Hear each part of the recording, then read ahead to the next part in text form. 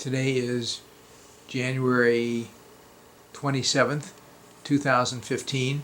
We're at the Jewish History Museum in Tucson, Arizona, and I have Beverly Appleblatt Lewis, who is here for her oral history today in Tucson, and she normally lives back east but is visiting for the early part of the winter.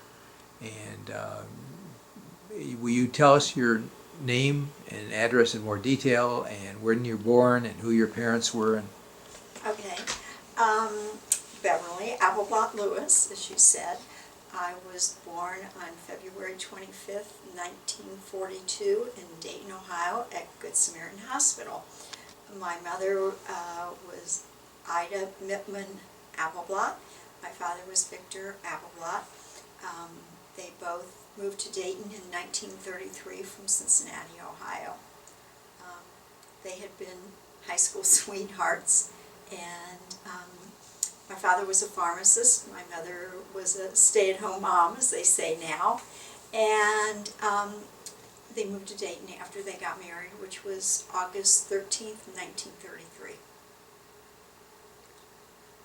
And where did they grow up in?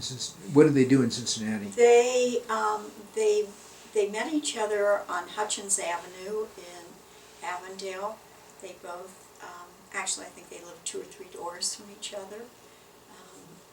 My father was 3 years older than my mother, and I wish I had this wonderful letter that he wrote to her when she thought he was interested in another girl, because I think she was like 16 and he was 19. I do have a copy of that, which I will give to my kids, but where he, tells her how much he loves her, and he wasn't interested in the other woman. So they were childhood sweethearts. They both graduated from Hughes High School, and my father went to pharmacy school at the University of Cincinnati. My mother was one of 6 children. There was Dave, Becky, Mamie, Max, Ida, and Nathan.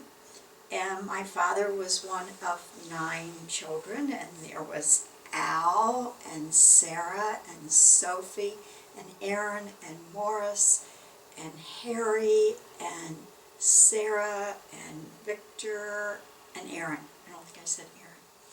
And Do you know anything about your grandparents? my grandparents came from someplace in Europe. I'm not sure exactly where.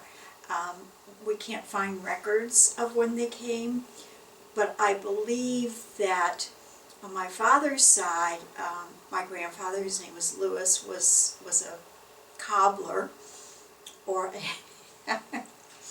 one of the records, it said he was a boot maker, but my son-in-law thought it said a bookmaker, meaning a bookie. But that was not true. My Aunt Jean, who was the oldest on the Appleblatt side, was born in London. I think the other ones maybe were all born in the United States. I'm not sure about my mother's side of the family. I don't know where my Uncle Dave was born, but I think the rest of those children were born in the U.S. And all of the siblings, except for my parents, stayed in Cincinnati. My father was the only one that graduated from college. He could have been the only one that went to college. I'm not sure what my mother did between the time she graduated from high school and got married. We didn't talk, there were only certain things about the old days that we talked about. Like, I know she won an ice cream eating contest when she was a little girl. That was really important in her life. And her family settled in Laughlin, Ohio, where my grandfather had a shoe store, and then it became Mittman's department store in Laughlin, Ohio. Which one? My The department store's name? Mittman's. Mittman's, okay. So that was my mother's Right. father. Yeah. Did your mother or father ever tell any stories about their parents that were interesting? What work was like? What life was like? Did they play baseball, basketball, soccer, tennis? I mean, you know. No, they really didn't. My parents didn't share a lot, or maybe we didn't ask them. That could very well be. My father was a pharmacist and worked 12-hour days. Some days I didn't see him. He would, I would go off to school, he would go to work, I'd come home, I'd be in bed by the time he came home from work. So there really wasn't, we just didn't do that. Yeah, and my mother liked to chat and talk, and but she never really, she talked about her childhood. I think her childhood was very happy. I think she was probably her parents' favorite from what I hear, particularly of the girls. But I don't really know what their childhood was like at all. And I remember my grandma Mittman and my grandpa Mittman. Her name was Bessie, his name was Harry. I don't really remember my grandma and grandpa Appleblot.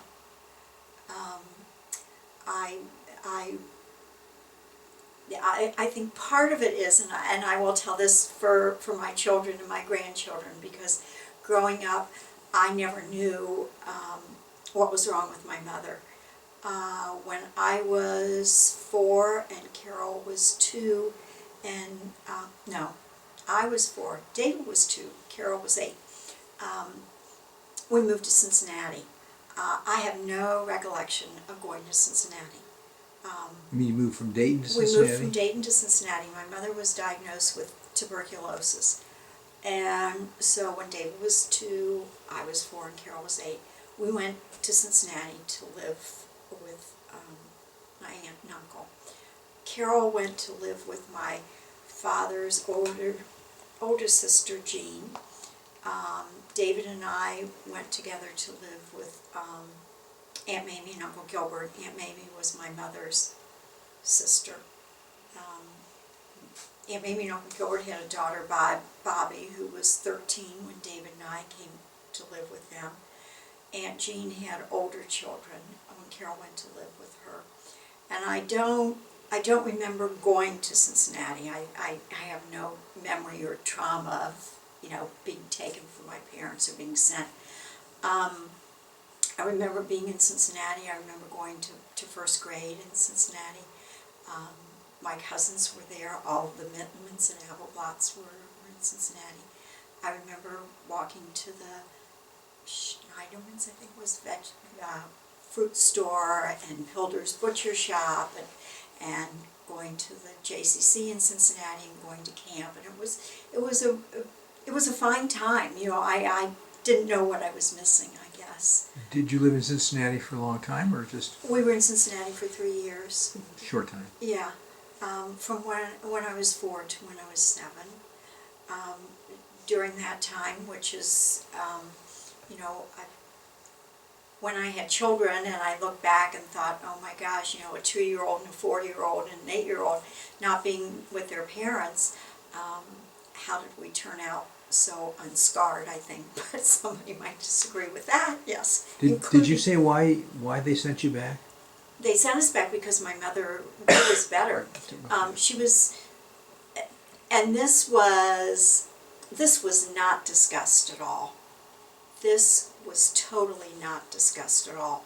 When I heard from my father that my mother had tuberculosis when I was filling out the application for Ohio State University, and you had to fill out your parents' health history, and it came to tuberculosis, and my father said, no, all the way down, and I looked at him. I remember I was standing at Victor Drugs, his drugstore on North Main Street, and I looked at him and I said, isn't that what Mother had? And he said, yes, and that was the first verification that I had from either one of them that she had been sick for 3 years, and I believe she went to a couple of sanitariums and finally wound up at Jewish Hospital in Cincinnati, which is where she was for the majority of the time. I remember going to Jewish Hospital and standing out in the parking lot and looking up at the 4th or 5th floor window and seeing this woman wave to me, but I don't think it really dawned on me who it was. Carol remembers a lot more of going to see my mother at Grandma Mittman's. I don't remember that. She remembers my father coming in every week and giving her allowance. I don't know whether he came to see us or not. I have no recollection of that. But it was a good time in Cincinnati because I had cousins that I adored and aunts and uncles and my grandparents, and but that was a big family secret, and now it's it's no Did your longer. parents ever talk about their parents and whether life was, did they say, oh, we were the poorest people on the street, or No. we were comfortable, or? They were not comfortable. They were poor, and my parents, went through the Depression. I remember it being said that my grandpa Appleblot was a grump, and probably, I don't know if he was mean, he just didn't appear to be happy and was grumpy. And my grandmother Appleblot was an angel. That's what my mother always used to say. They were, they were poor, but they weren't destitute, I guess. And I don't know how, I'm sure my father must have worked to go to college. My grandparents, Mittman, my grandma and Grandpa Mittman, he came here, and I don't know how he opened a shoe store. But it expanded from a little shoe store to Mittman's department store. My mother just always quelled when she talked about her parents. She had so much emotion for both her mother and father, and I think it was because she was happy growing up, and I also think that because when she was sick, they opened their hearts, probably their pocketbook, and their home to their children, but they never really said what life was like when. I think it was okay. Okay. I think they were poor like everybody else, but not, more so. So you got back to Dayton, Right. and then what happened between the age of 7, your age of 7 or so, and 15? We moved back to Dayton. We lived on Ellesmere Avenue. It was 1820 Ellesmere Avenue, in an apartment building. My mother, before she got sick, was, by numerous reports, absolutely a beautiful woman, thin and beautiful. And she came back from Cincinnati in the illness as no longer thin, still pretty, but sick and very overweight. And I think about that now as I'm older, how she went away as one thing and came back as another. Do you have pictures before and after? I do have pictures before and after. I have a dress that she wore when she was pregnant with Carol, which is probably that big. And I once had one of my friends' fathers say to me at a bar mitzvah party, "Honey, you're cute, but you sure can't compare to your mother." That's quite appropriate for a 12-year-old, and I never forgot that. Yeah, that and I know when she first was married and moved to Dayton, they kept kosher, and the delivery boy from Oshewitz's meat market used to come and sit on the steps and talk to her until they would call from Oshewitz and ask her if Meyer had been there yet, and so then he had to scrap. So I think she was a real looker. So when I came back to Dayton, we lived in this apartment building on Ellesmere Avenue. My mother, we had a housekeeper because my mother was recuperating, and on Ellesmere Avenue lived Marshall Rosensweet with his parents. On the other side were the Zwellings and Madeline Belinsky, and across the street were the Kunixes. So we had a little core of friends, Jewish friends. Jewish friends. Yeah. Yeah, mainly. I don't, I don't remember coming back to Dayton and feeling outside of a group, because I came back, I think I did first grade in Cincinnati, came back here in second grade. And then What school did you go to? Fairview Elementary. My second grade teacher was Miss Miller. Oh, I had a different one. Maybe she was third grade. I had Mrs. Foos. Was there Miss Sauer? There was a Sauer. Okay, she was my second grade teacher. Miss Saylor was my third grade teacher. And don't ask me as I say what I had for breakfast. So we were happy. It was simple times. Marshall was a great buddy, and the Zwellings and Betsy Kunix, and that was a little core until I went to Fairview Elementary, and then there were, friends, Bonnie Levitt and Bobby Sherwatt, and yeah, right, Judy Goldberg, and then there were three children, two parents living in a two-bedroom apartment on Ellesmere Avenue. My parents slept on a sofa bed in the living room. Carol and I shared a bedroom, and David had the other bedroom. I remember one story from Ellesmere. It was after we came back from Cincinnati, and we must have done something to aggravate my mother. And she locked herself in the bathroom. And Carol and I, it was the living room, the dining room, the kitchen, then the two bedrooms. And Carol and I were walking around between the dining room and the kitchen and the hall saying, "The witch is gone, the witch is gone," right, the witch is gone. And I think that was the first time when I realized that I was protected by my big sister, where I had no problem with my mother being gone because Carol was going to take care of me. And I can't remember what we did, but I know she just went in the bathroom and locked the door. That was how she could get away from us. So we lived on Ellesmere. I think that was where maybe my parents lived before we went to Cincinnati. And then they built a house on Forest Grove, 713 Forest Grove. And we lived for 9 months in an apartment on Santa Clara across from the Frankowitzes. And that was, I don't know what that address was on Santa Clara. But I remember that was when I had the discussion with my parents about why there were no pictures of them holding me when I was a baby.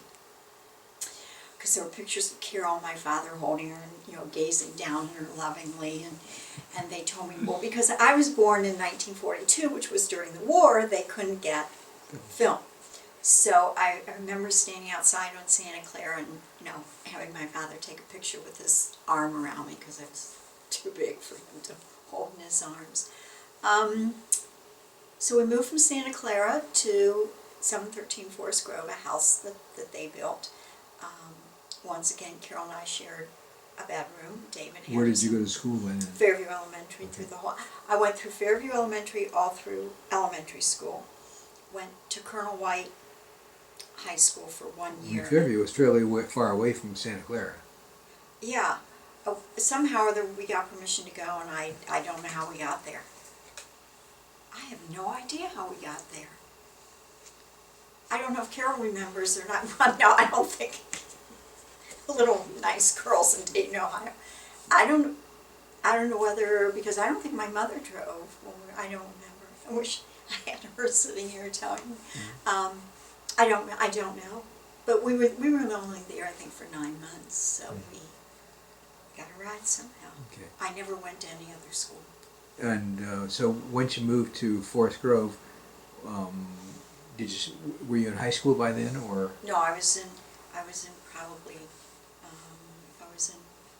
second grade. I was probably in third grade then. Did you go to Hebrew school along the way, or? I did. I had to give up ballet school for Hebrew school. And did you go on Cornell? Is that where you went to Hebrew school? Yeah, in Cornell and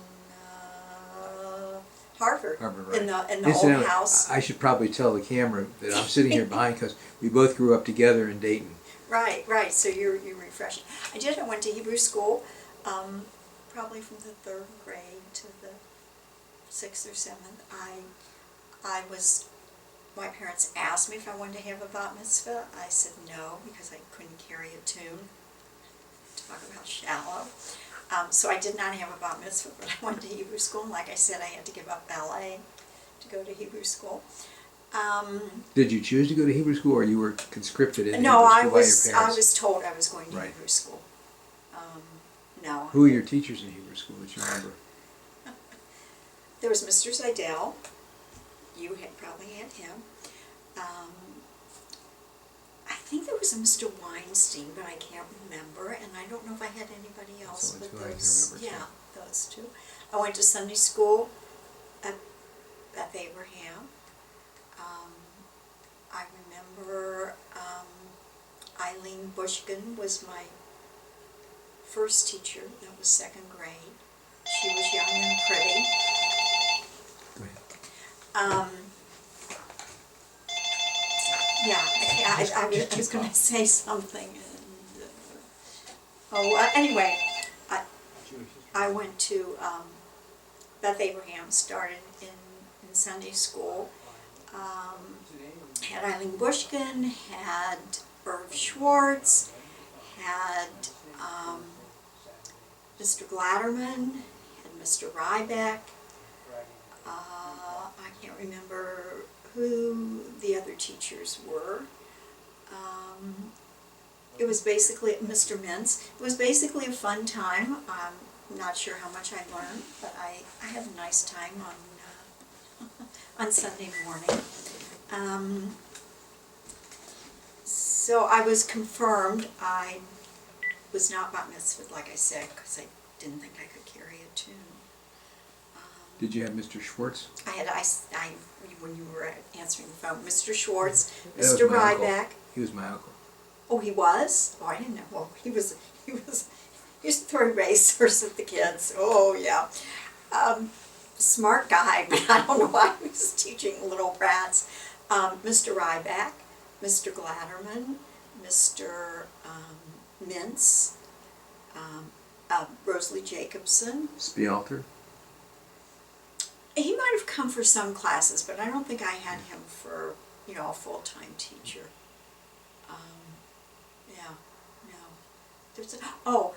Going back to Beth Abraham, this is an Ida and Victor story, and they were building the new synagogue on Salem and Cornell when my mother was in the hospital. And the way the story goes, he came to her when she was in the hospital, and one of the ways of raising money for the synagogue was to sell seats. And he told her that he bought 2 seats in row M on the aisle, and how much he paid for it. And she, I doubt if she yelled at him, but she said, "What? Are you crazy? I will never live to sit in those seats." And he said, "Yes, you will." And she did, and at Beth Abraham, until she died, she had row M, seat 1 and 2. She and my father would sit there. When my father died, she never sat on the aisle. She sat in seat 2. And she sat in those seats till she died. But that was a story that we only heard later when she talked a little bit more about her illness. Yeah. So, went to Fairview Elementary, went to Colonel White for 1 year. That was the 9th grade.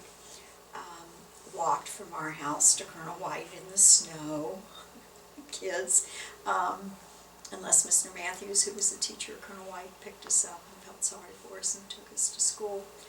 It was before I turned 13 that on Yom Kippur in 1956. I was sitting down in the chapel, Beth Abraham, that's where we had the teen services then.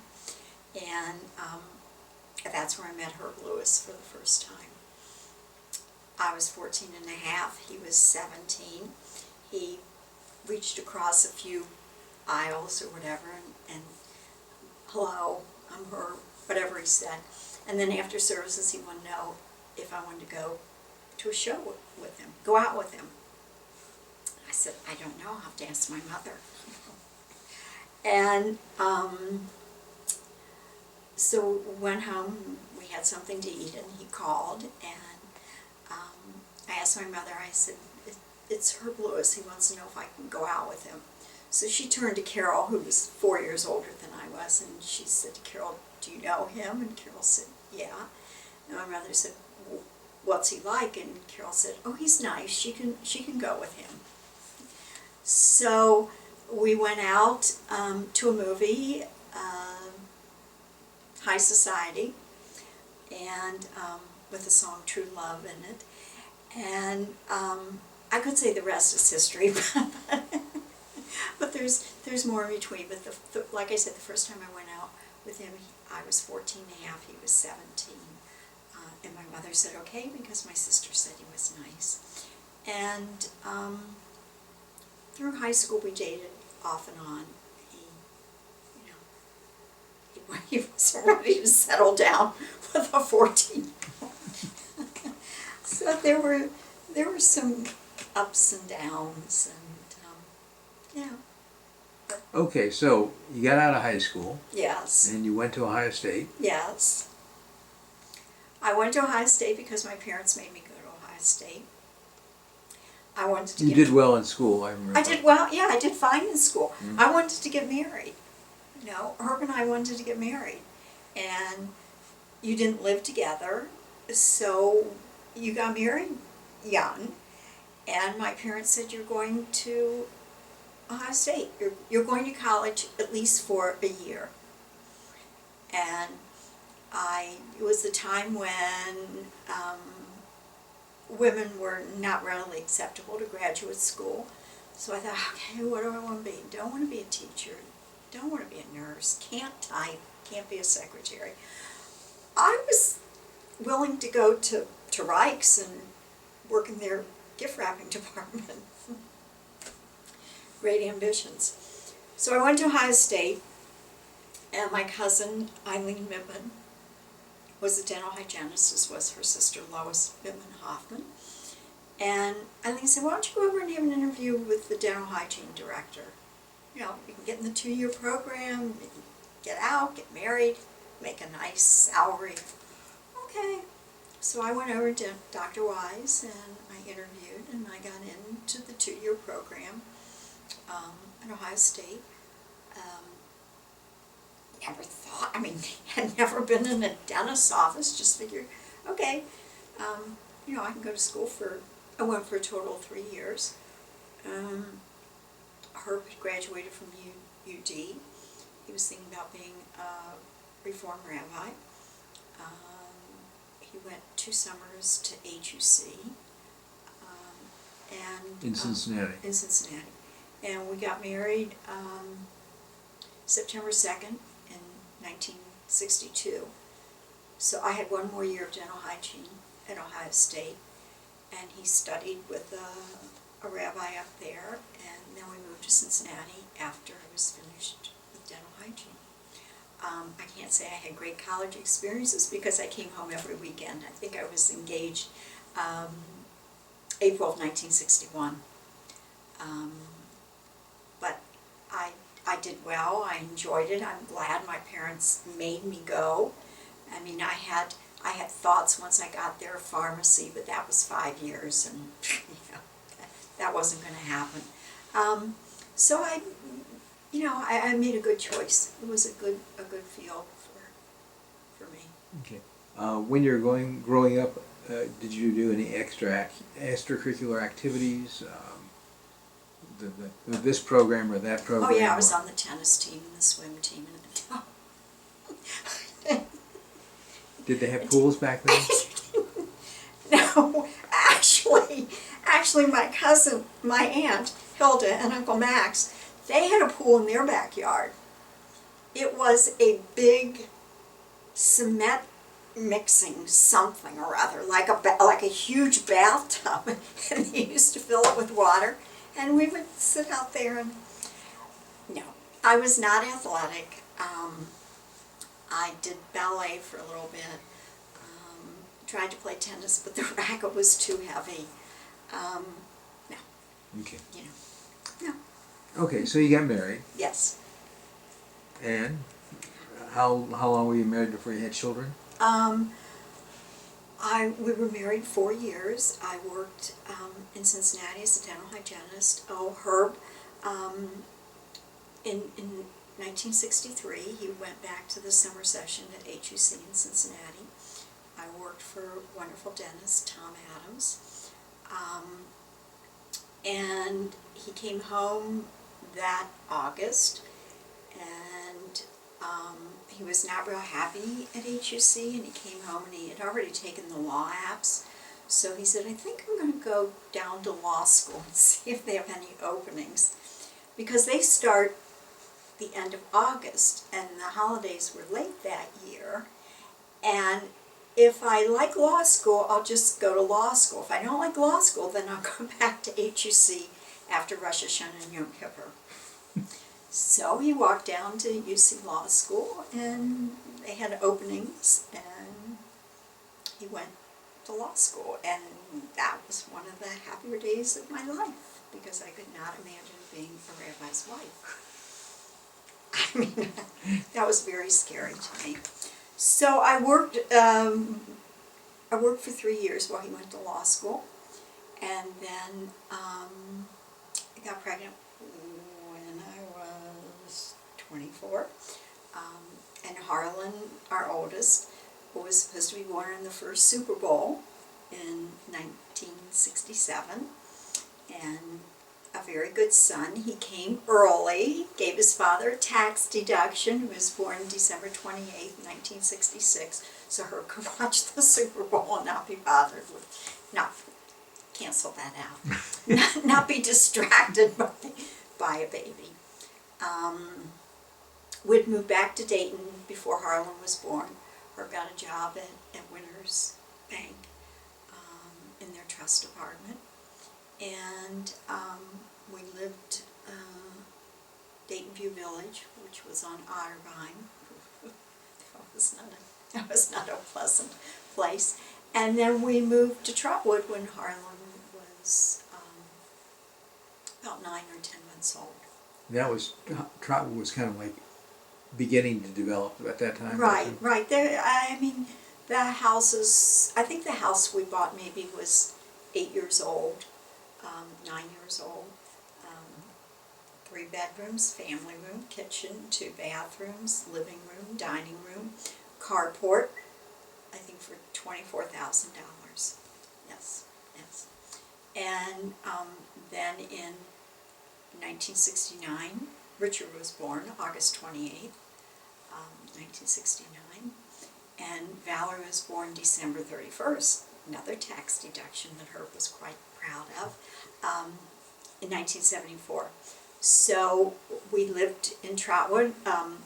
Herb advanced through the political scene in Trotwood, started out as working on a campaign for a school bond issue, then became vice mayor, and then he was eventually mayor of Trotwood for, I think, 4 years.